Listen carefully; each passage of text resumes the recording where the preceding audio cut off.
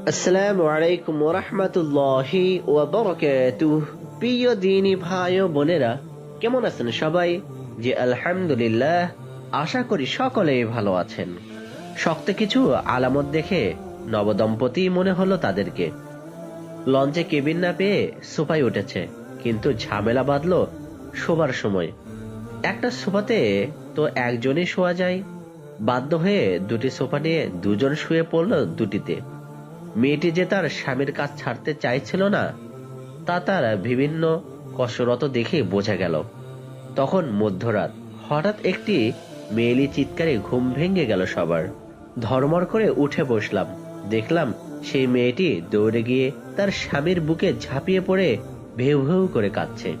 মধ্যরাতে আকস্মিক এমন কাণ্ডে আশেপাশের সব যাত্রী হতভম্ব হয়ে গেল। মেয়েটির পিছনের সোফাটায় ছিল একজন বয়স্ক ভদ্রলোক।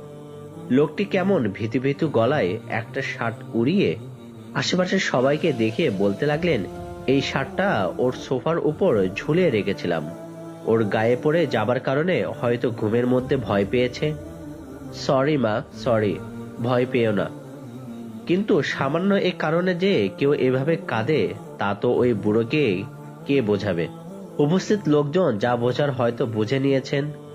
শুধু চাক্ষুষ প্রমাণ নেই বলে কেউ কিছু বলতে পারলেন না। সবাই যার যার মতো করে আবার শুয়ে পড়লেন। এদিকে মেয়েটি সেই একইভাবে স্বামীর বুকে মুখ গুজে তাকে জড়িয়ে ধরে কেঁদেই চলছে।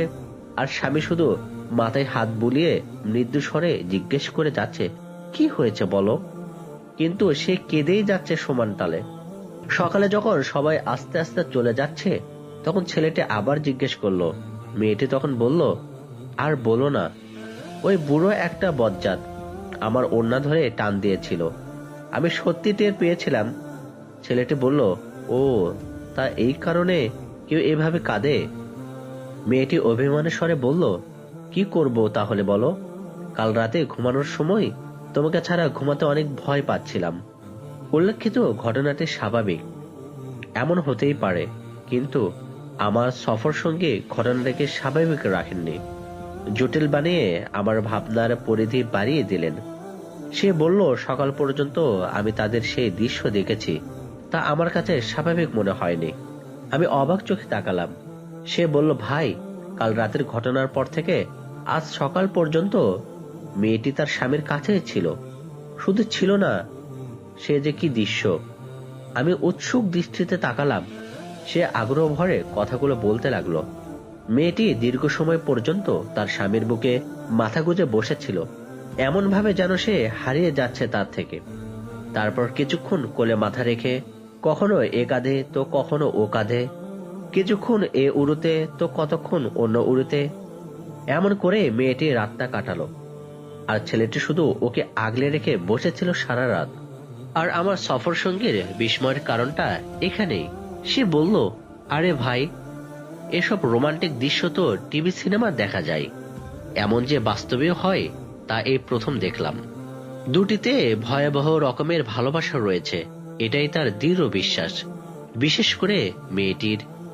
কারণ বাস্তবতার দিকে খেয়াল করলে এই ঘটনার পরের দৃশ্যগুলো এমন হতো, যেমন মেয়েটি চিৎকার দিয়ে দৌড়ে এসে স্বামীর কাছে এসে বসে কাঁদতো, কিংবা ওই বুড়োর কথা সকলকে বলে দিয়ে একটা শোরগোল পাকিয়ে ফেলতো, অথবা কিছুক্ষণ তার কাছ থেকে স্বাভাবিক হয়ে আবার নিজের সোফায় গিয়ে শুয়ে থাকতো। আমরা রাস্তাঘাটে চলতে ফিরতে অনেক কিছুই দেখি, স্বাভাবিক অস্বাভাবিক অনেক কিছু, কিন্তু এরকম দৃশ্য কি সচরাচর দেখা যায়? তার বিশ্বাস প্রচন্ড আবেগ ঘন ভালোবাসাবাসী থেকেই এমন দৃশ্যের অবতারণা হয়। আর মেয়েটি যে কতটা আবেগপ্রবণ আর প্রেমময়ী, তা এই দৃশ্য থেকে অনেকটা স্পষ্ট। তবে ঠিক এমন দৃশ্য না ঘটলেই যে কোনো মেয়েকে প্রেমময়ী বলা যাবে না, তা কিন্তু নয় অবশ্যই। এটা শুধু একজনের উপলব্ধি মাত্র। আর এদিকে আমার সফর সঙ্গী এসব বলতে বলতে তার চেহারার স্পষ্ট ফুটে উঠেছিল যে এমন একজন প্রেমময়ী শূন্যতা কি গভীরভাবে তিনি অনুভব করছিলেন। আল্লাহ তাআলা সবার জীবনে এইরকম প্রেমময়ী পুরুষ অথবা প্রেমময়ী নারী দান করুন। আমরা সবাই আল্লাহ তাআলা দরবারে দোয়া করি, আমিন। ওয়া আখিরু দাওয়ানা আলহামদুলিল্লাহি রাব্বিল আলামিন। আসসালামু আলাইকুম ওয়া রাহমাতুল্লাহি ওয়া বারাকাতুহু।